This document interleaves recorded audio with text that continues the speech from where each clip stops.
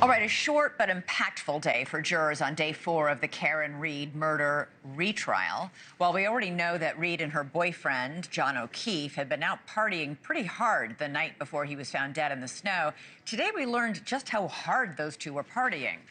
A doctor testified that Karen Read had a blood alcohol level of 0.093, even higher. This was taken, keep in mind, hours after she got behind the wheel and allegedly struck and killed her Boston police officer boyfriend. So if that was true, she was definitely driving very drunk. That testimony capped a big morning for the jury. They went on a field trip of sorts to see the alleged crime scene firsthand. The 18-person jury, along with the judge and attorneys from both sides, all traveled in a bus from the courthouse about 8 miles to the home in Canton where O'Keefe's body was found. Now, the home at 34 Fairview Road looks far different today than it did on that snowy morning in January of 2022, when prosecutors say Read hit O'Keefe with her SUV and left him for dead in a snowbank.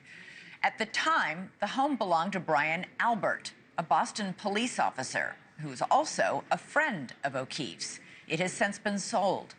Now, today, when visiting the house, the jurors were told by the prosecution to take note of the building, but also to check out the street and the yard. Defense instructions went even further, telling jurors to note the front doors of the house, the second-floor windows, the driveway, and the distance between all of those things. Also parked at the house for jurors to see today was Karen Read's Lexus SUV with the right rear taillight, which was broken after prosecutors say Read hit O'Keefe that fateful night. It had been completely removed. A lot to see in just about a 15-minute trip. So for more, let's go to our guest, Ronnie Estanislao, who was a juror on Karen Read's first trial and is following the retrial every step of the way, and Flint McColgan, chief crime and courts reporter for the Boston Herald. He's been covering this case from the start as well, including trial number 1. Okay, I'd like to start with you, Ronnie. What did you make of the field trip today? You were on the exact same field trip. Did you feel like you understood what was alleged to have happened that night any better by going there?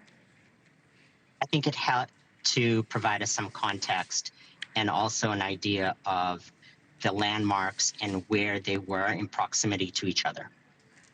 So seeing that did help you understand. What did it make you understand better? The situation in terms of the backing up and the location of how it was difficult to actually potentially see something there by the flagpole if it was a dark night, snowy, and there was very little lighting. We were presuming that based on the fact that they were telling us this, some of us were pointing attention to the lighting of that area, how it was in proximity to the house, and then to the neighbors, that they could see that area that we were trying to focus on. Doesn't this, Ronnie, doesn't this sort of, there's no snow there. This was happening in the middle of a blizzard type thing. How is it valuable to see the house, you know, near summertime as opposed to wintertime when the place was covered with massive snowbanks? I think it's nice to see distancing and the location. In terms of other pieces of information, I think we would just need to kind of bring back with the videos and whatever else we were doing there to clarify what was going on. Flint, Flint, yeah. You went on the trip today, right? Yes, today and last year, but both times media can't actually be among the jurors viewing it. So we were at a cross street, and then I approached after everyone was gone. And how did the jurors seem to react to being there and seeing all this for themselves? The cross street's pretty far away. I couldn't see any faces or anything. They were dots. I'm sorry. I wish I had more to tell you on that. All right. So Flint, I want to ask you about the testimony about Karen Read's blood alcohol levels.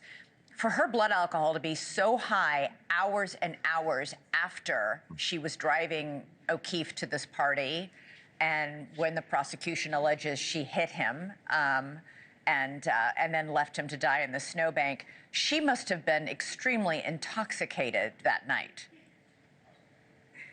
Yes, I'm no expert on how ethanol leaves the body, but yeah, it would had to be higher during the time that she allegedly hit John O'Keefe. But also, she's not a very large person. And, during the last trial, I remember they were counting how many drinks she had. It could have been as many as 9, if I'm remembering correctly. Since then, in interviews that have actually been played in court, she says she didn't actually drink all that much and that the drinks were weak and all that. But if this blood alcohol content level is to be believed, and that's hours after the case, she had to have been very drunk at the time. Ronnie, you say in the first trial, the jurors deadlocked on the manslaughter charge, which was basically driving and killing somebody while driving intoxicated. Is that why so many of you, I know you think she is innocent, but other jurors clearly deadlocked on the manslaughter charge? Was it because they thought she might have been so drunk that she had done something like this? Yes. It was clear to some that that was enough evidence based on what was presented in the testimony that she was intoxicated and therefore she was the one who committed the crime. And super quick, Ronnie, this time, second time around, how do you think it's going? Do you think, I know, again, you believe Karen Read is innocent. Do you think it's going, what do you think is going to happen? Can you make any predictions based on what you've seen? I can't make any predictions. It's based on the new jury. However, I will say that it seems more structured now. And it seems that there is more evidence being presented in terms of science and physics, at least from what I gather, and in comparison to the first one. Is it making you change your mind about her innocence? Right now, I need to see as it continues. I need to play it all the way to the end, right, in order to go in one direction. But right now, I haven't changed my mind until I see the whole trial. All right. Flint McColgan, Ronnie Estanislao. Am I saying that right, Ronnie? I'm so sorry. Yes, Estanislao. Okay. Thank you. All right. Thanks so much. We will, I'm sure, be talking to you again as the trial proceeds. Really appreciate it. Thank you for watching. Subscribe below and download our NewsNation app right now on your phone, and you will get fact-based, unbiased news for all Americans.